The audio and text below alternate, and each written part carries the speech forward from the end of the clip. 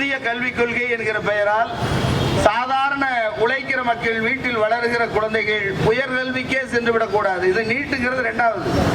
3ஆவதுல 6ஆவதுல 8ஆவதுல 9ஆவதுல இந்த மாதிரியான தேர்வுகளை எல்லாம் வைத்து குலக்கல்வி முறையை கொண்டு வருவதற்குண்டான நவீன முயற்சியை பிஜேபியுடைய அரசாங்கம் ஏற்பாடு செய்து வருகிறது. இந்த ராஜாஜி காலத்திலே கொண்டு வந்த குலக்கல்வி முறையை நவீனமயப்படுத்தி மீண்டும் ஒரு குலக்கல்வி திட்டத்தை இந்திய மண்ணில் அமலாக்குவதற்குண்டான ஏற்பாட்டை இந்த ஒன்றிய அரசு மேற்கொள்கிறது. மிஸ்டர் கிளீன் எல்லாருமே சொல்லிக்கிறாங்க. இன்னைக்கு நாடு முழுக்க தேர்தல் வருகிற போது 32 வல்லை இங்க அமைச்சிட்டு வந்துடுறான். மிஸ்டர் கிளீன், நாங்கள் தூய்மையானவர்கள் என்று சொல்லுகிறார்கள். ஆனால் இன்றைக்கு நிலைமை என்ன என்று சொன்னால், நாடு முழுக்க இந்த மாதிரியான தேர்வுகள் நடைபெறுகிற போது எல்லா தேர்வுகளும் சந்தேகத்திற்குரிய முறையில் இன்றைக்கு இருக்கிறது. கண்டன இயக்கத்தினுடைய தலைவர் அவர்களே, எனக்கு முன்னர் பேசி விடைபெற்று சென்றிருக்கிற தலைவர்களே, எனக்கு பின்னர் இங்கே பேசவிருக்கிற நம்முடைய அன்பிற்குரிய திராவிட முன்னேற்ற கழகத்தினுடைய வடக்கு மாவட்ட கழக செயலாளர் அன்பிற்குரிய தினேஷ்குமார் அவர்களே, டிகேடி நாகராஜ் அவர்களே, நண்பர்களே, தோழர்களே, உங்கள் அத்தனை பேருக்கும் இந்திய கம்யூனிஸ்ட் கட்சியின் சார்பில் அன்பான வணக்கத்தை தெரிவித்துக் கொள்கிறோம். பொதுவாகவே இந்த நீட் என்பது சாமானிய மக்கள், உழைக்கிற மக்கள், தாழ்த்தப்பட்ட பிற்படுத்தப்பட்ட மக்கள் உயர்கல்விக்கு சென்றுவிடக்கூடாது என்பதற்காக உருவாக்கப்பட்ட ஒரு தடைக்கல். இதுக்கு முன்னாடி மருத்துவர்களே இந்திய நாட்டில் உருவாகவில்லையா? தலை சிறந்த மருத்துவர்கள் இந்த நீட் எலிஜிபிலிட்டி என்ட்ரன்ஸ் டெஸ்ட் எழுதுவதற்கு முன்னால் தலை சிறந்த மருத்துவர்கள் இந்திய மண்ணில் உருவாகவில்லையா என்று கேட்டால் உருவாகி இருக்கிறார்கள். ஆனால் இப்போ ஒரு கல்வி கொள்கை அறிவிக்கப்பட்டிருக்கிறது.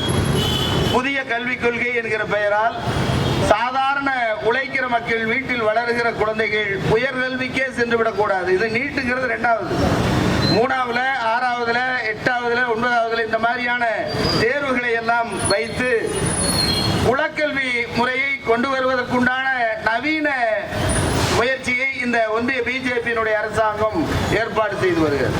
இந்த ராஜாஜி காலத்திலே கொண்டு வந்த குலக்கல்வி முறையை நவீனமயப்படுத்தி மீண்டும் ஒரு குலக்கல்வி திட்டத்தை இந்திய மண்ணில் அமலாக்குவதற்குண்டான ஏற்பாட்டை இந்த ஒன்றிய அரசு மேற்கொள்கிறது. அதனுடைய உச்சம்தான் இந்த என்ட்ரன்ஸ் டெஸ்ட். இந்த நுழைவுத் தேர்வு என்பது, தகுதி தேர்வு என்பது சாமானிய மக்கள் அந்த கோச்சிங் சென்டருக்கு போக முடியாதுங்கிற விவரங்களை எல்லாம் சொன்னார்கள்.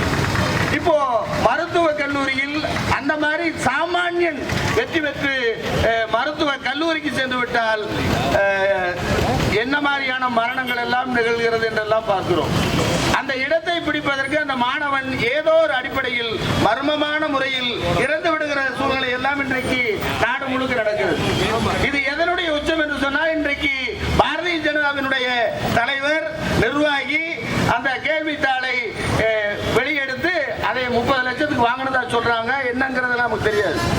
தவிர்க்கவே முடியாமல் இன்றைக்கு இருக்கிற ஒன்றிய அரசுக்கு ஆதரவான ஊடகங்கள் கூட தவிர்க்க முடியாமல் இன்றைக்கு வெளியிட்டிருக்கிற நிலை உருவாகி இருக்கிறது. மிஸ்டர் கிளீன் எல்லாருமே சொல்லிக்கிறாங்க. இன்னைக்கு நாடு முழுக்க தேர்தல் வருகிற போது 32 வல்லை இங்க அமைச்சிட்டு வந்துடுறான். மிஸ்டர் கிளீன், நாங்கள் தூய்மையானவர்கள் என்று சொல்லுகிறார்கள்.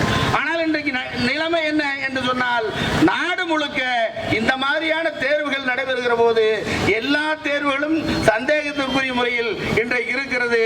எனவே இந்த மாதிரியான அநீதிக்கு எதிராக, உழைக்கிற மக்கள் மீதான தாக்குதலுக்கு எதிராக, கல்விக்கு எதிரான, உழைக்கிற மக்கள், தாழ்த்தப்பட்டவர்கள், பிற்படுத்தப்பட்டவர்கள் கல்வி பெறுகிற அந்த நிலைக்கு எதிரான இந்த நடவடிக்கைக்கு எதிராக இந்திய கம்யூனிஸ்ட் கட்சி எல்லா நிலைகளிலும் இன்று போராட்டத்தில் கலந்து கொண்ட அத்துணை பேருக்கும் புரட்சிகரமான வாழ்த்துக்களை தெரிவித்து விடைபெறுகிறேன். நன்றி, வணக்கம்.